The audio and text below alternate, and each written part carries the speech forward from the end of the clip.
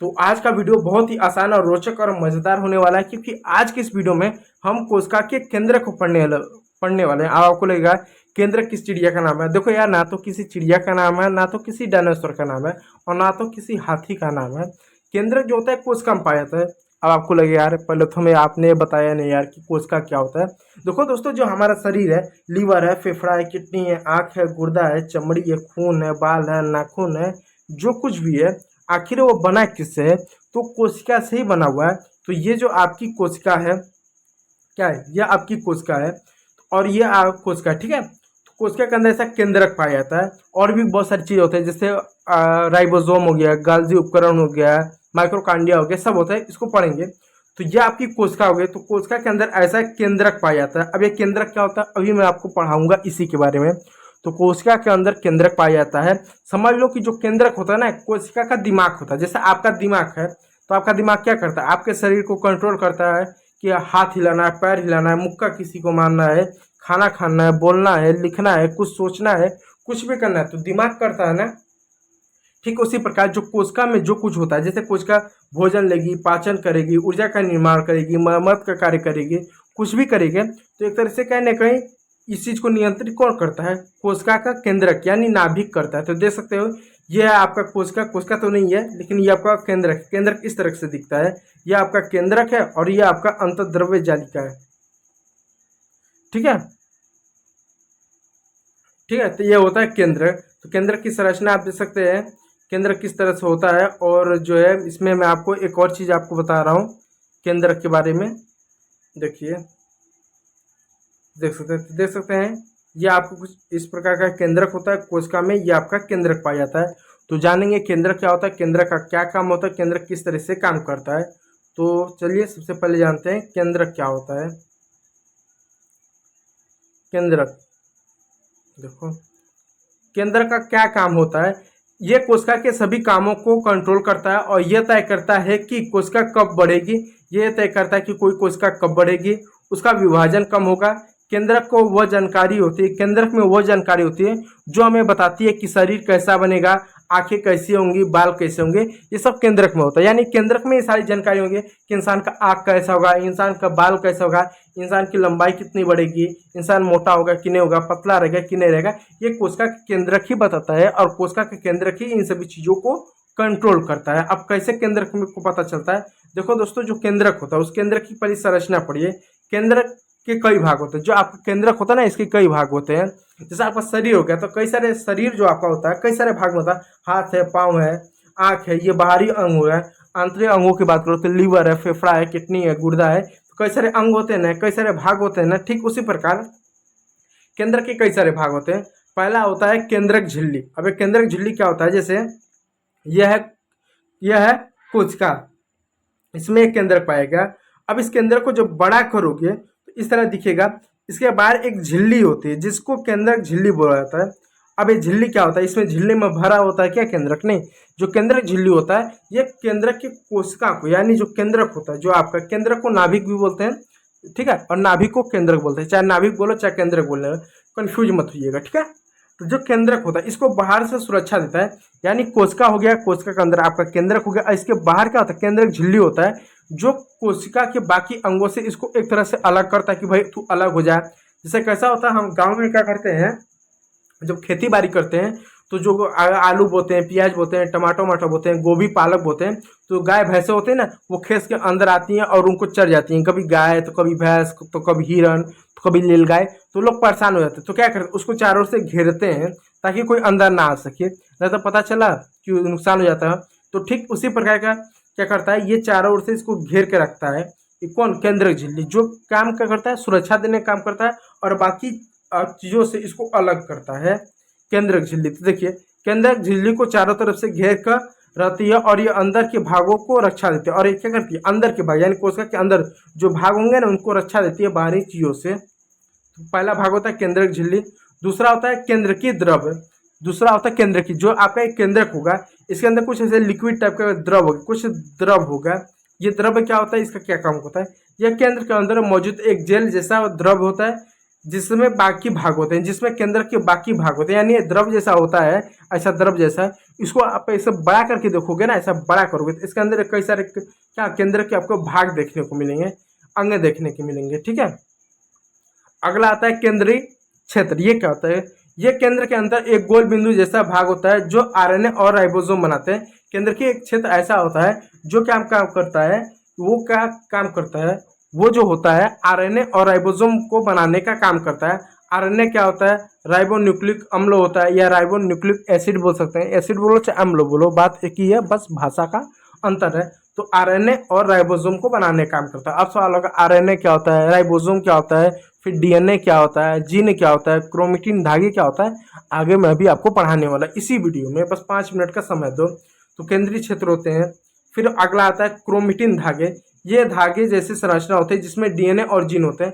अब ये क्रोमेटिन धागे क्या होता है, देखो दोस्तों, ये देखो, ये आपका केंद्रक है। इस केंद्रक को जो आप माइक्रोस्कोप से देखोगे तो इसमें इस तरह से धागे जैसे ऐसे ऐसे संरचना आपको देखने को मिलेगी। तो जब ये जो धागा होता है ना, इसको क्रोमेटिन धागे बोलते हैं। क्या बोलते हैं? क्रोमेटिन धागे। और जब इसको और जूम करोगे और जूम करोगे तो ये जो धागा है ना, जो इस तरह का दिख रहा है, वास्तव में ये धागा ऐसा नहीं है, ऐसा है, ऐसा है। इस रूप में आपको धागा मिले, जिसको क्या डीएनए बोला जाएगा। इसी को डीएनए बोला जाता है, इसी को डीएनए बोला जाएगा। और डीएनए के छोटे से भाग को जीन बोला जाता है। जैसे देखो, ये आपका केंद्रक हो गया, इसमें ऐसा ऐसा पाया जाएगा जिसको क्रोमेटिन धागे बोले जाएंगे। ये धागे कुछ इस रूप में होते हैं।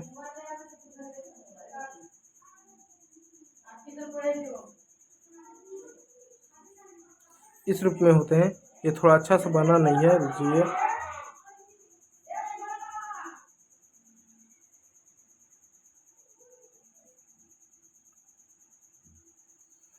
इस रूप में हो, ठीक है, होता है इस तरह से। तो इस तरह से आपका डीएनए होता है, इस रूप में होते हैं। और इसके एक छोटे से भाग को, कोई भी भाग ले लो, ऊपर का ले लो, नीचे का ले लो, इसके एक छोटे से भाग को जीन बोलते हैं, जीन बोलते हैं, ठीक है। इस बात को याद रखिएगा। जो कोशिका विभाजित होती है और यह क्रोमेटिन धागे गुणसूत्र में बदलते हैं। और जब कोशिका का विभाजन होता है ना, तो क्रोमेटिन धागे गुणसूत्र का रूप ले लेते हैं। गुणसूत्र कैसे? यहाँ पे एक कोशिका है, बाद में ये कोशिका ऐसा हो जाएगी, बाद में ये कोशिका इस तरह में आपकी ऐसे हो जाएगी, और बाद में यही कोशिका आपकी दो अलग अलग कोशिका हो जाएगी। तो एक कोशिका था, बाद में फैला, ऐसा हुआ, फिर ऐसा हो गया, और फिर इस तरह से। तो एक कोशिका 2 बनती है, 2 से 4 बनता है, 4 से 8 बनता है, ऐसे 16 बनता है। इस तरह से कोशिका का विभाजन होता है। जब कोशिका का विभाजन होता है तो जो क्रोमेटिन धागे जो इस तरह से होता है, जो क्रोमेटिन धागे इस रूप में, यार ये अच्छा बन ही नहीं रहा है।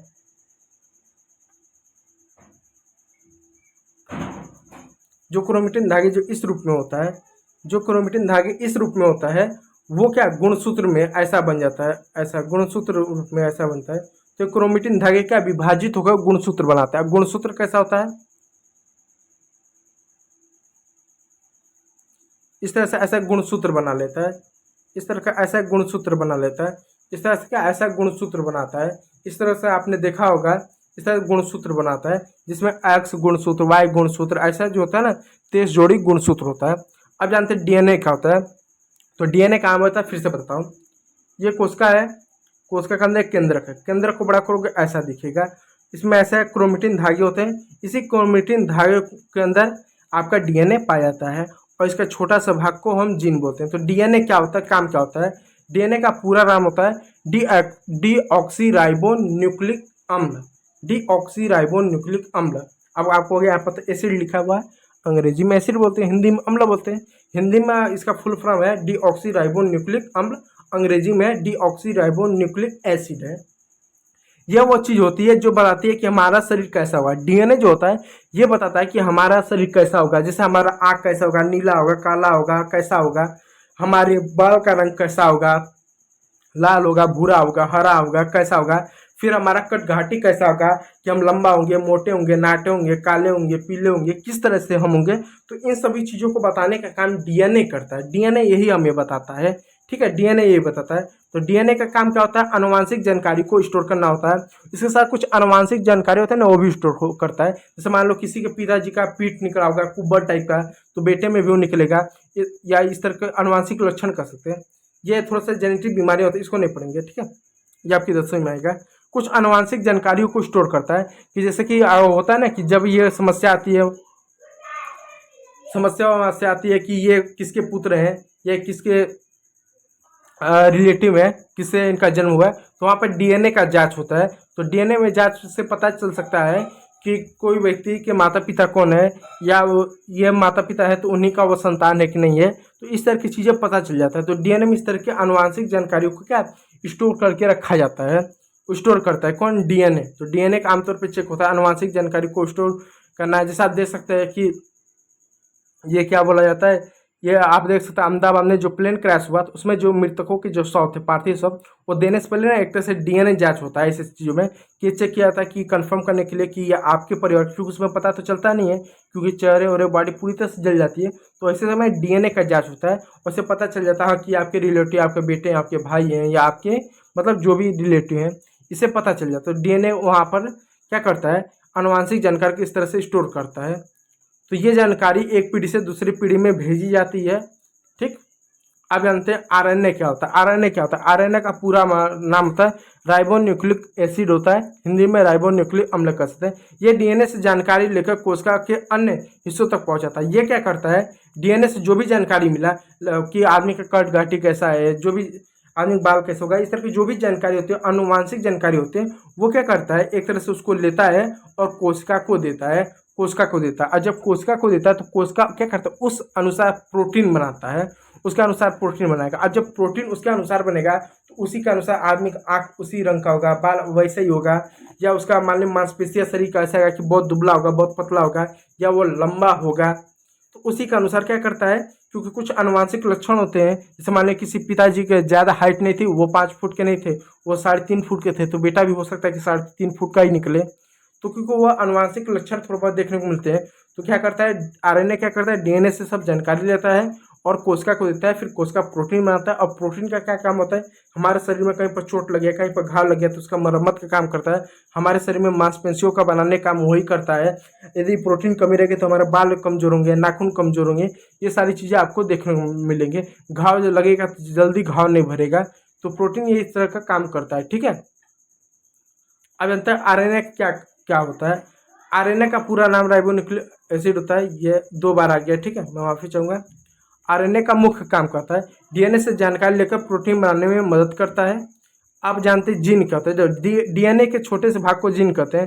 देखो ये आपका डीएनए यहाँ पर दिख रहा है ना, इस तरह देखो, इसके छोटे से भाग को हम जीन बोलते हैं। जीन डीएनए के छोटे टुकड़े होते हैं। हर जीन की एक गुण को तय करता है, जैसे आंखों का रंग। तो जो जीन होता है वो डीएनए का छोटा भाग होता है, और जीन क्या करता है, वो एक एक गुण करता है। यानी एक आदमी में कई सारे जीन हो सकते हैं, और जो जीन होगा वो एक एक गुण तय करेगा कि आदमी का आंख का रंग, जैसे मान लीजिए किसी का डीएनए है, उसके डीएनए में 5 जीन पाया गया, ठीक है। तो एक जीन तय करेगा उसका आंख का रंग कैसा होगा, दूसरा जीन तय करेगा उसका त्वचा का रंग कैसा होगा, तीसरा जीन यह तय करेगा उसका बाल कैसा होगा, चौथा जीन हो सकता है तय करे उसकी लंबाई कैसा होगा, मोटा होगा कि नहीं। इस तरह का मतलब वो सारे जीन तय करते हैं, ठीक है, जीन तय करते हैं। अब 7वां नंबर पर आता है गुणसूत्र। गुणसूत्र क्या होते हैं, गुणसूत्र क्रोमेटिन धागों से बनते हैं और इन पर जीन और डीएनए मौजूद है। तो गुणसूत्र जो होता है, जब कोशिका का विभाजन होता है तो डीएनए क्या इस तरह से गुणसूत्र बन जाता है। जब गुणसूत्र बनते हैं तो उसमें क्या डीएनए भी होता है और जीन भी मौजूद होते हैं। तो गुणसूत्र के प्रकार देखिए, मनुष्य में 23 जोड़ी गुणसूत्र यानी 46 गुणसूत्र थे। जोड़ी की बात की जाए तो 23 होंगे, और संख्या की बात करें तो 46 हो गए। इनमें से एक जोड़ा जो 23वां जोड़ा होता है, जिसको लिंग निर्धारण गुणसूत्र कहा जाता है, जो क्या करता है, लिंग निर्धारण का काम करता है। कैसे एक लिंग निर्धारण करता है, देखो जो महिलाएं होती हैं, महिलाओं में एक्स और एक्स ये 2 गुणसूत्र 23 जोड़ा पाया जाता है। और पुरुषों में जो गुणसूत्र होता है वो एक्स और वाई होता है, ठीक, एक्स और वाई होता है गुणसूत्र। देखिए जब ये महिला है, ठीक है, और ये पुरुष है, जब महिला का एक्स गुणसूत्र मिले और पुरुष का एक्स गुणसूत्र मिले तो लड़की का जन्म होगा। जब महिला का एक्स गुणसूत्र मिले और पुरुष का वाई गुणसूत्र मिले तो वह लड़का का जन्म होगा। तो महिला में तो देखो एक्स एक्स दोनों बराबर है, तो चाहे यह एक्स मिले चाहे वो एक्स मिले, कोई ज़्यादा फर्क नहीं पड़ता है। लेकिन अगर पुरुष का ये वाला गुणसूत्र मिले, एक्स मिले तो लड़की होगा, वाई वाला गुणसूत्र मिले तो क्या होगा, लड़के का जन्म होगा। तो लिंग निर्धारण जो होता है वो पिता के माध्यम से होगा कि आने वाला जो संतान होगा वो लड़की होगा कि लड़का होगा, ये कि पिता के ऊपर यानी पिता की गुणसूत्र निर्धारण करते हैं, माता के गुणसूत्र निर्धारण नहीं करते, क्योंकि माता का दोनों गुणसूत्र जो है एक्स एक्स है। कोई भी एक्स मिले, एक एक्स आ गया और ये इधर पिता का गुणसूत्र अगर एक्स मिला तो लड़की होगी, अगर वाई मिला तो लड़का होगा। तो पुरुषों में एक्स वाई गुणसूत्र होते हैं और महिला में एक्स एक्स गुणसूत्र होते हैं। ठीक है,